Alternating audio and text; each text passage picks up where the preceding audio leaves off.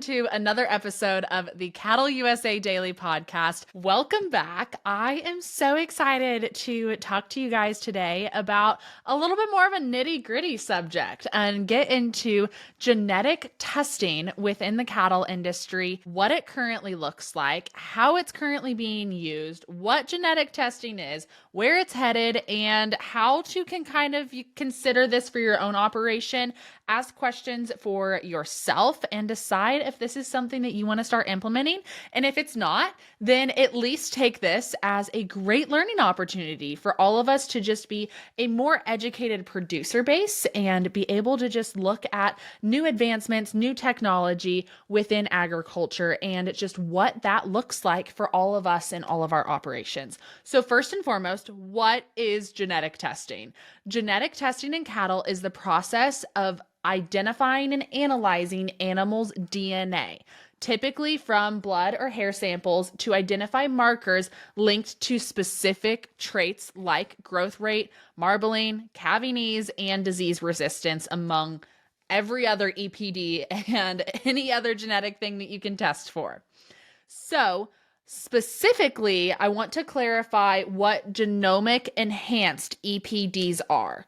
These are expected progeny differences that have been improved with genomic data, meaning that they're more accurate, especially for young animals that haven't produced offspring yet. So why is this important?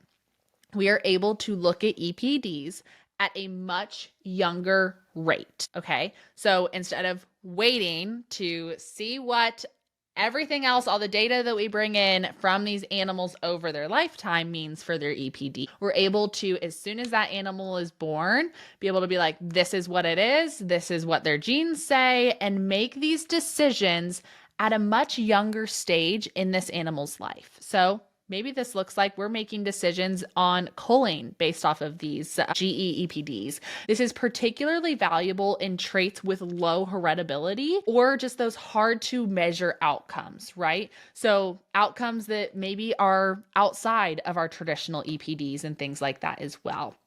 They also just increase selection accuracy really early on in that animal's life, kind of like I just shared. So why is genetic testing gaining ground? Why is it something that we all need to be paying attention to? What does this mean for us within the cattle industry? The main key indicators here and key drivers are, number one, there's rising input cost. It makes it really important that we breed for efficiency, right? So that's a big driver for this. And a big part of that is how this genetic testing can help us get to that. Next is sustainability initiatives are increasing pressure for environmental and production performance. If we have cattle that are producing calves that are environmentally friendly, that just means that we're producing calves that are efficient. If we have efficient cattle, that means that we are being more sustainable. A third driver in this key factors of why this is important for us is that a lot of feedlots and branded programs really want data-backed cattle. We are really going into a day and age in the cattle industry where data is a major driver for a lot of these operations. And it's amazing. I love data. Don't get me wrong. It is a big, important factor for a lot of operations looking forward and just a lot of these branded programs as we continue to evolve within the cattle industry. This does allow producers to select for genomically relevant traits with greater confidence, and it just reduces the guesswork in a lot of these scenarios. It allows us to step back from a different lens and look at the data and see what the data says about certain situations and scenarios. So at current use in the industry, there's a lot of different levels that we're using this from the seed stock to the commercial side. But in the seed stock level, we're definitely seeing a lot of breed associations implement these GE EPDs across many breeds and just allow this DNA genetic testing to become a big part of these associations. DNA testing is just a standard step for a lot of these high-level breeders on the seed stock side these days. It is something that is becoming more and more of a demand from producer bases. And so when you see it at the high level, when you're selling cattle at the high level, it is almost a normal now to be able to see a lot of these GE EPDs. Now, at the commercial level, some operations are DNA testing replacement heifers to help guide selection. So that's probably where you're going to see it most often at a commercial level. Calves can be tested young, which is a really big advantage to this, which can help on the commercial level make those really informed decisions when it comes to marketing, culling, or just developmental decisions as those cattle go about their life, and not having to wait, take out some of that guesswork, things like that. But there are different ways that we are seeing it on the seed stock side versus the commercial side, different uses, but also very similar uses at the end of the day too. Need a ranch hand, livestock manager, or just some good help around the place? Ranchwork.com is the go-to job board for ranching-focused careers. They connect employers like you with folks who live and breathe the ranching lifestyle. With over 1 million visits a year, your job posting is going to reach a massive audience of experienced, hardworking cowboys, ranch hands, and land stewards, all right here in the U.S. And the best part, the ad rates are super reasonable. So head on over to ranchwork.com and get your job opening in front of the right people today. This is not just limited to registered cattle. Commercial herds are increasingly incorporating these tools to build consistency and target those premium markets. And I think it's important that we acknowledge that this is a tool that is going to help us build consistency as we continue to grow as an industry and things like that. So looking forward towards the future of genetic testing, what does this look like? What are we going to kind of be seeing? So right now, the cost for this, we're seeing lower and lower costs as this continues to get more and more popular, as there's more of a demand for it, as the companies that are doing the testing themselves are getting more efficient. So a big thing with this, we're seeing tests right now around under $50 per test, which is a big difference to when they first came out, because we were seeing a lot higher cost per test because it was still new, it was still developing, but now that there's a bigger demand and the testing facilities are getting more efficient and able to run these tests quicker, the test costs have gone down. So they're about $50 a test right now.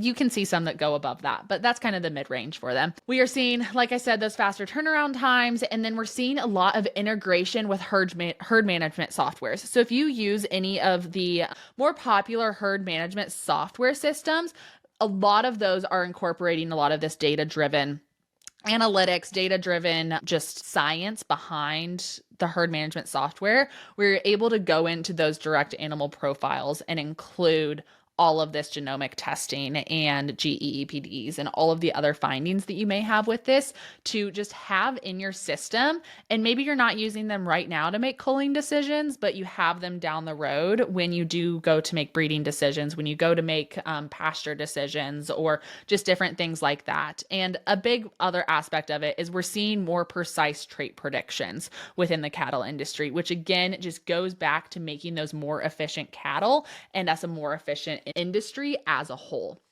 There is ongoing research in areas that I am extremely personally invested in areas like polled genes, heat resistance and tolerance, what that kind of looks like. And there's a lot of other areas that are specific traits within the cattle industry that we want to continue to strive for, that we might not necessarily know how animals hold up in scenarios until they are tested against them, like the heat tolerance. So if we're able to test it on a genomic level and continue to breed for that, that's extremely important, especially for a lot of those commercial breeders that are going to be sending those animals to feedlots, things like that, especially in those southern regions. And then we're also seeing just a lot of ethical discussions around advanced editing versus that natural selection, which is a debate that I don't think that we're ever going to get out of.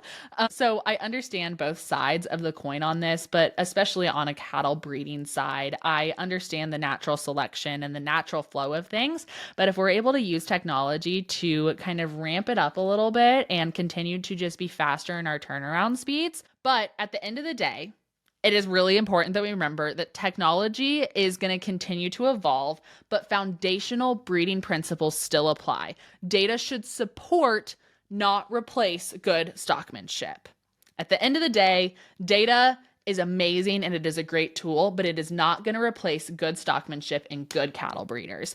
At the end of the day, we're still going to need to know how to breed cattle well without the data behind it, because data is an important tool, but it can't be everything. We have seen that first and foremost when we started to rely a little bit too much on EPDs a few years ago. I think a lot of you can relate to me when I say that we took a pretty hard nosedive when EPDs came out into focusing so heavily on those that we didn't really care about a lot of other things. While EPDs are great to focus on, they also have like other traits that we need to be focused on too, right? And so we need to take this in the same light. Genetic testing, GEEPDs are a tool to be used, but they do not replace good stockmanship and good cattle breeders at the end of the day. So, does this make sense for you and your operation? Is genetic testing something that you should be implementing? What does that look like? All of these things. Here are some questions that I want you to ask yourself first and foremost to kind of help yourself think about if this is right for you. Am I retaining ownership through the supply chain? Really, really important question. When you send cattle to the feedlots, are you still owning them, or are you taking them to the sale barn and they're gone? So are you retaining ownership throughout the supply chain?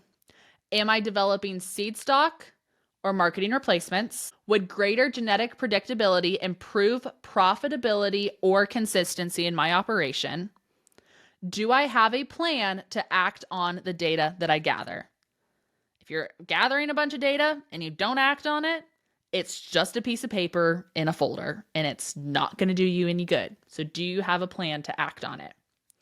Here's my suggested approach. If you do decide that you would like to start implementing some genetic testing into your operation, what that kind of looks like for you, I would first and foremost start small. And with this, I would not only start small, I would start small and focused. So I'm not going to say start small and be randomized with it. I'm saying pick a certain set of replacements, or maybe you pick AI sired calves, or you pick a certain area of your breeding season, and this is what you're going to focus on. So not only focus small on the numbers that you're doing, but niche down in that and focus on one selective area within your business. Now, I want you to use those results that you're going to compare predicted versus observed performance over time.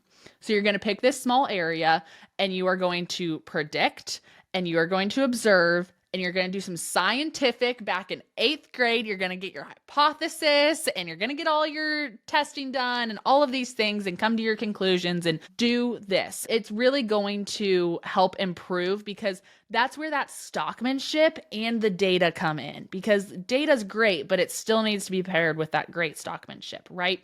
So you're going to compare that predicted versus observed performance over time. It's not going to happen in a year. It's not going to happen in 2 years. This may be a multiple year ordeal for some operations. And then you're going to evaluate that ROI annually. So that return on your investment, does it improve your herd performance and marketing value?